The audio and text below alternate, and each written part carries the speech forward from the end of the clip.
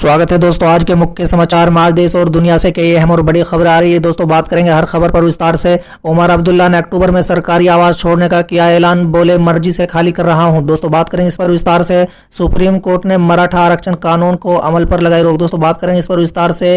13 सितंबर को हो सकता है बिहार चुनाव की तारीखों का ऐलान, 2 से 3 चरणों में हो सकती है वोटिंग। दोस्तों बात करेंगे इस पर विस्तार से। ट्रंप ने भारत पर कसा तंज, कहा बिडौन की पर्यावरण योजना से प्रदूषण फैलाने वाले देशों को मिलेगी आजादी। दोस्तों बात करें इस पर विस्तार से। कैब ड्राइवर आफ्ताब आलम को न्याय दिलाने के लिए जमीयत उलमा हिंद जाएगी अदालत। दोस्तों बात करेंगे इस पर विस्तार से। फिर आमने सामने हुए पायलट और गहलोत गुट के समर्थक, अजमेर में हुआ जमकर बवाल। दोस्तों बात करेंगे इस पर विस्तार से।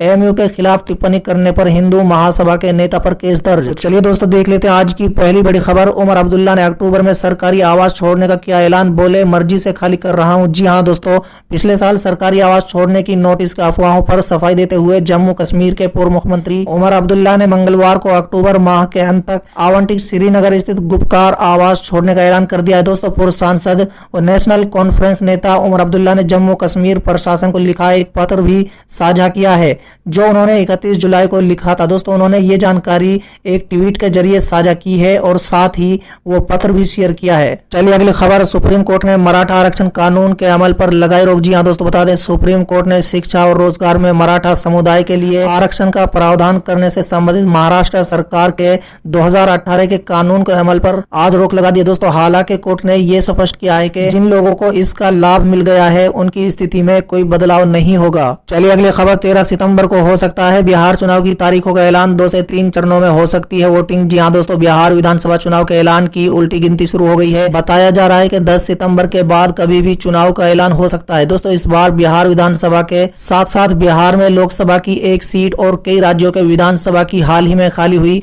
64 सीटों पर उपचुनाव भी होने। दोस्तों बता दें मीडिया रिपोर्ट के मुताबिक निर्वाचन आयोग के सूत्रों ने बताया कि 13 सितंबर के आसपास चुनावी तारीखों का ऐलान हो सकता है। दोस्तों बिहार विधानसभा का कार्यकाल 29 नवंबर तक है। दोस्तों बता दें राज्य में 243 सीटों के लिए मतदान होना है। दोस्तों बता दें कि रिपोर्ट्स के मुताबिक आयोग के सूत्रों ने संकेत दिया है कि चुनाव के लिए मतदान संभावित 3 चरणों में होंगे। दशहरे के बाद और दिवाली से पहले के 20 दिनों के अवधि में चुनावी प्रक्रिया पूरी कर ली जाएगी।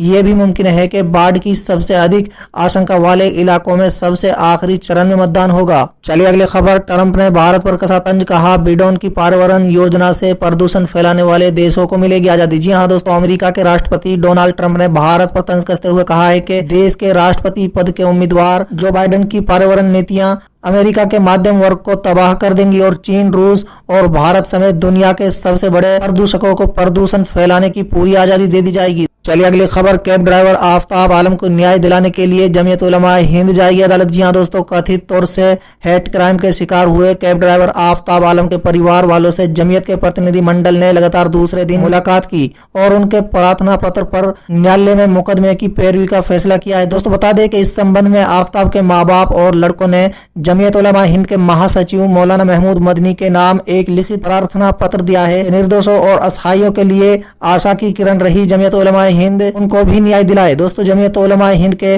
प्रतिनिधि मंडल ने त्रिलोकपुरी दिल्ली में उनके शोकग्रस्त परिवार वालों से मुलाकात की और इस पूरे मामले पर विस्तार से जानकारी भी हासिल की। चलिए अगली खबर। फिर आमने सामने हुए पायलट और गहलोत गुट, अजमेर में हुआ जमकर बवाल। जी हाँ दोस्तों, राजस्थान में गहलोत और पायलट गुट का झगड़ा खत्म होने का नाम नहीं ले रहा है। दोनों गुटों के कार्यकर्ता बुधवार को एक दूसरे के सामने आ गए और नारेबाजी करने लगे। दोस्तों बता दें राजस्थान कांग्रेस के नए प्रभारी अजय माकन बुधवार को अजमेर संभाग के दौरे पर थे। इसी बीच गहलोत और पायलट गुट के कार्यकर्ताओं में आपसी तालमेल बढ़ना था, लेकिन यहां पर दोनों गुट के कार्यकर्ता आपस में भिड़ गए। अजय माकन के साथ गहलोत गुट के नेताओं को देख पायलट समर्थक नारेबाजी करने लगे और पोस्टर फाड़। दोस्तों इसके बाद पुलिस को मोर्चा संभालना पड़ा। लोगों को हटाने के लिए पुलिस को हल्का बल प्रयोग करना पड़ा। दोस्तों जानकारी के अनुसार अजय माकन के अजमेर पहुंचने पर पायलट गुट के समुदाय से विधायक राकेश पारिक की अगुवाई में कार्यकर्ताओं ने शक्ति प्रदर्शन किया। माकन जिस होटल में कांग्रेस कार्यकर्ताओं की बातें सुन रहे थे उसी के बाहर पायलट गुट के नेताओं ने नाराबाजी की। चलिए अगली खबर। एएमयू के खिलाफ टिप्पणी करने पर हिंदू महासभा के नेता पर केस दर्ज। जी हाँ दोस्तों, बता दें